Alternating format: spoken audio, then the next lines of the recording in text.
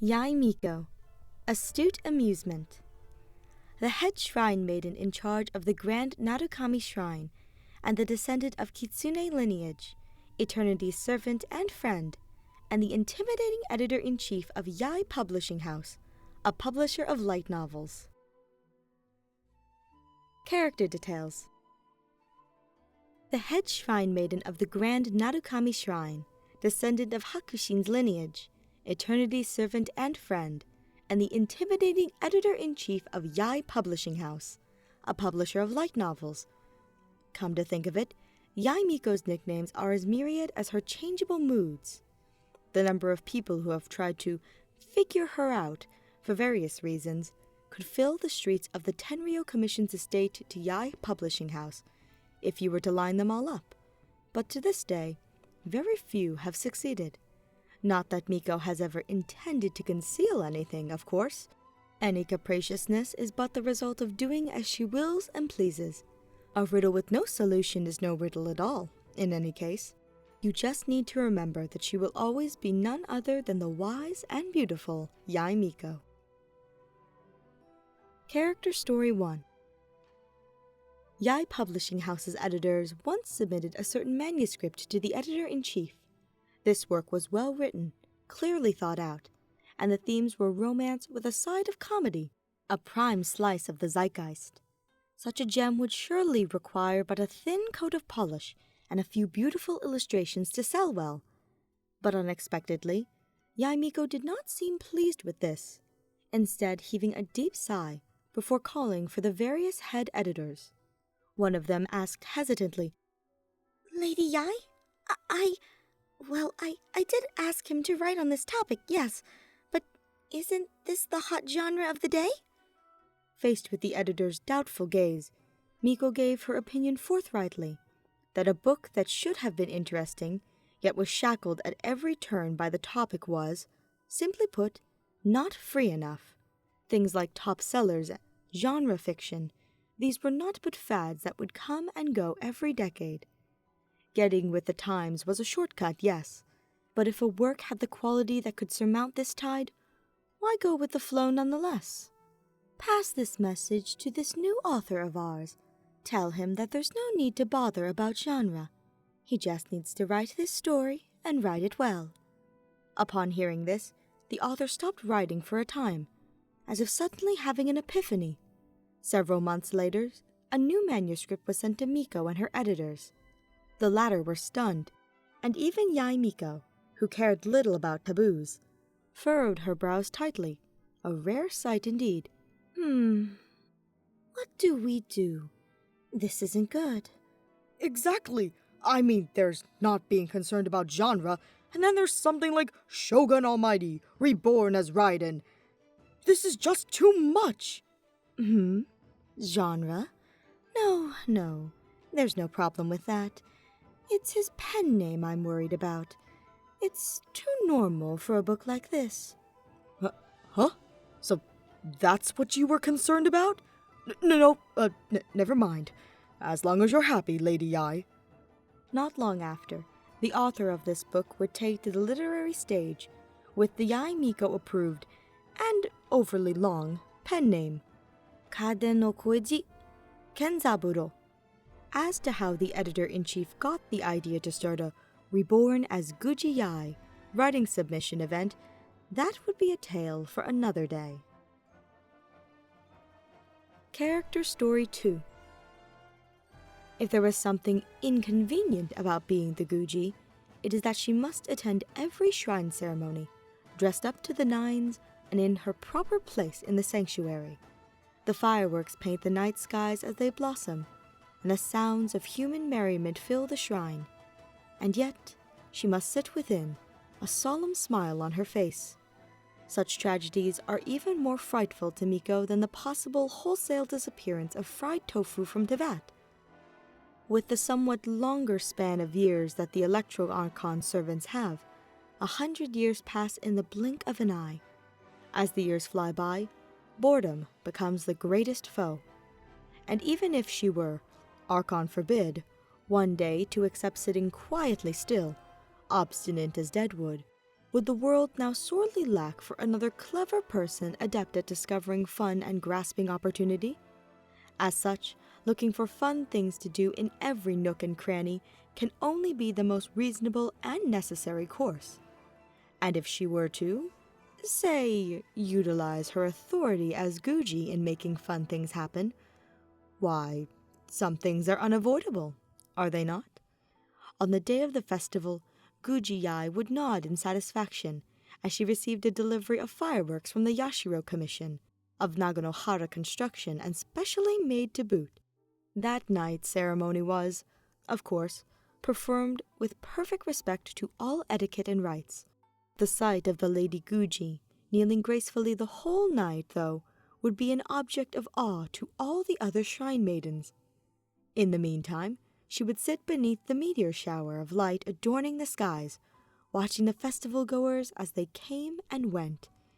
And the din of the fireworks covered the mumbling that came beneath teeth chewing on a candy apple. You know, when you asked me to become Guji, you never mentioned that I'd only ever be able to sneak outside to watch the festivities from then on. Character Story 3. Pursuing fun and finding happiness is how Miko lives her everyday life. For someone who enjoys studying humanity like her, perspectives and virtue play distant second fiddles to fun. Even a great shrine maiden of a different faith or an enemy general might pique her interest. That said, this appreciation can sometimes lead to some innocuous trouble. As opposed to those conscientious underlings or worshipful juniors, Miko's favorite person at the shrine is a shrine maiden named Kano Nana. Yes, that Kano Nana, the novel enthusiast, just like Miko, who constantly frets over Sayu. While laying about indoors, Miko would often see Sayu flash past the window, followed not long by a hurried and angry Kano Nana. Like lightning and thunder they were, which caught Miko's attention, to the point where she would even sometimes give wrong directions, just to let the ruckus go on for a little longer. There was another time when Sayu told Miko that the afternoon sun was the most pleasant after the latter had helped her steal some time for napping.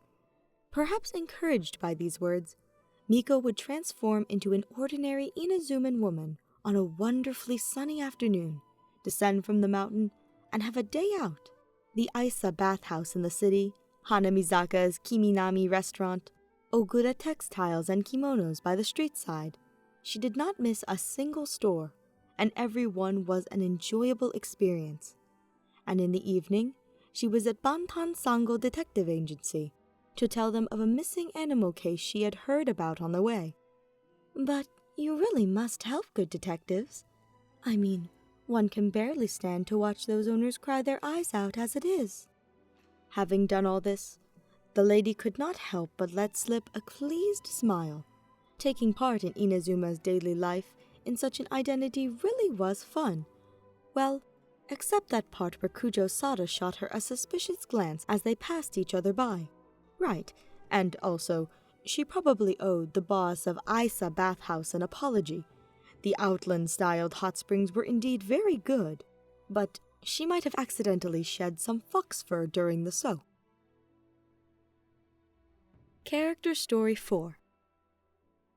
A long, long time ago, humanity did not need to use the phrase, "a long, long time ago," to preface tales about yokai.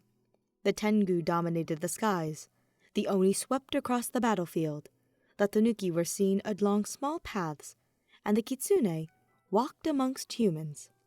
Under the banner of Narukami, the incredible powers of the yokai host were used to help humans through an era of strife and poverty.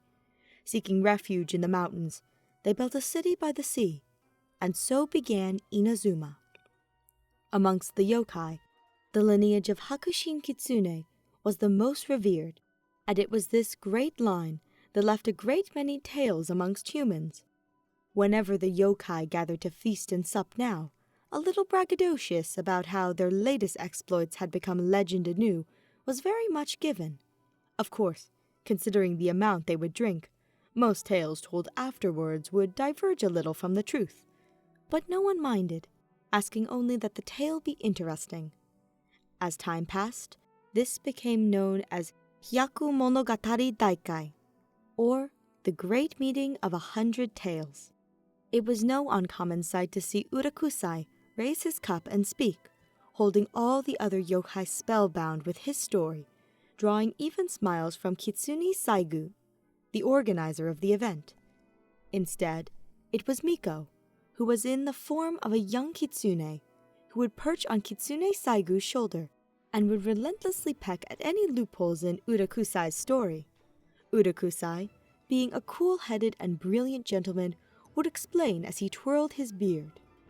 But Miko could always find something new to nitpick, and so they would go back and forth, until Lady Saigu would smile and call both parties to a halt. The audience wanted to hear the next part, after all.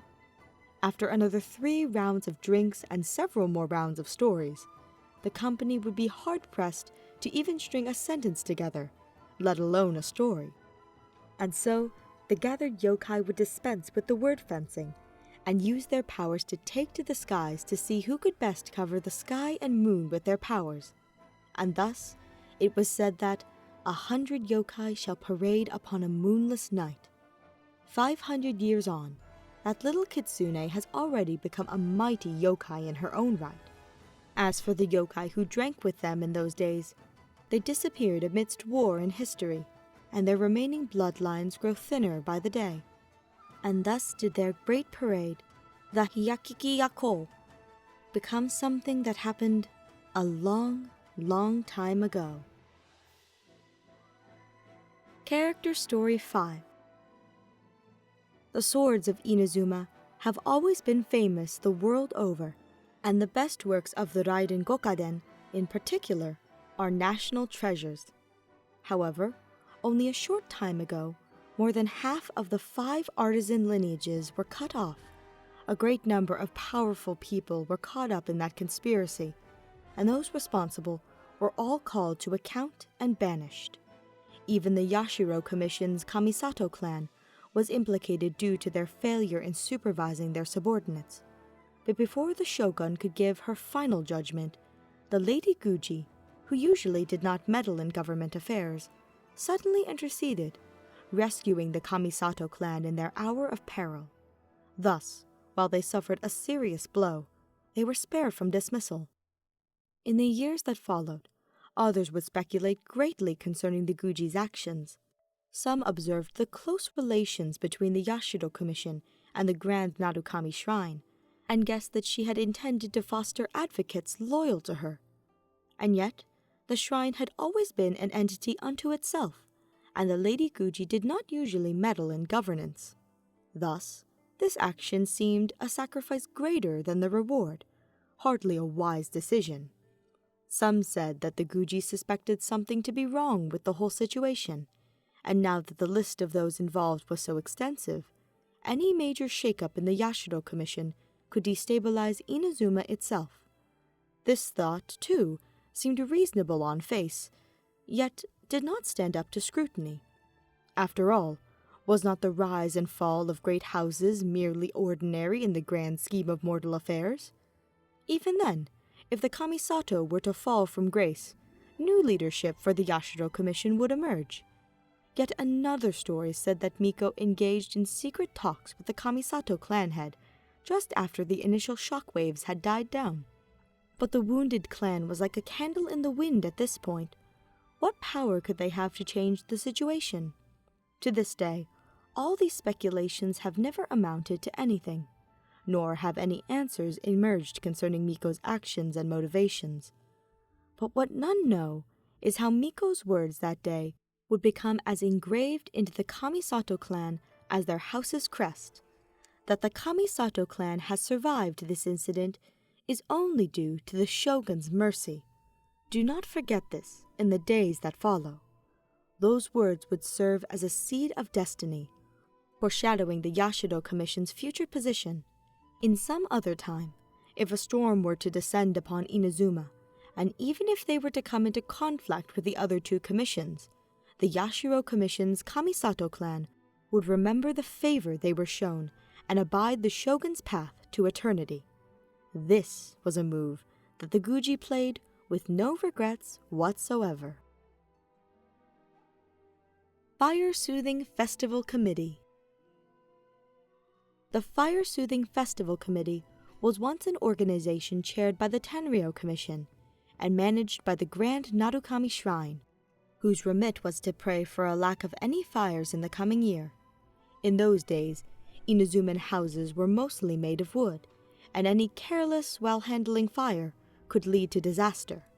Thus, the Tenryou Commission was charged by the shogun with setting up fire brigades to conduct rescues and damage control when fires did break out, and they also requested that the Grand Narukami Shrine set the Fire Soothing Festival Committee up to comfort the frightened people. In later years, anti-fire precautions would become second nature, and serious cases would no longer occur often. But still, the annual festival would remain.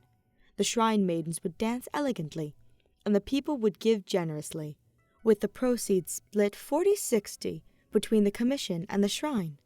When Yae Miko was faced with financial issues while attempting to start Yae Publishing House, she considered the various services that the shrine ran at the time before locking onto this ancient traditional committee.